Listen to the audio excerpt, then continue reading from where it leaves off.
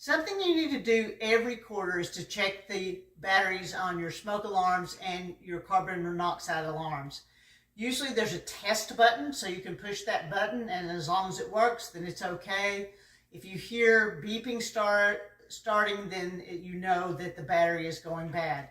Some people are confused because they think when we say the smoke alarm is tied into the electricity, that they don't have to change batteries, but they all have a backup battery in there that does need to be changed.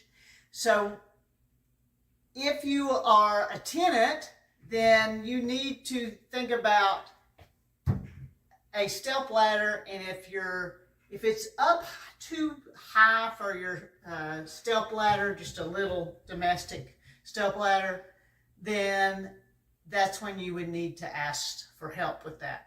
Otherwise, it's your responsibility to take care of the battery change. So most of these are fairly simple. Is that a 9-volt battery? It is. They're all 9-volt batteries. Thank you. And they have you can take it all the way off and pull it if you need to. Most of them have some sort of little slide in, and they just slide in. It's sort of interesting on the angles, but that's the way you know it, you got it right. Just turn that and then it'll beep and it's on.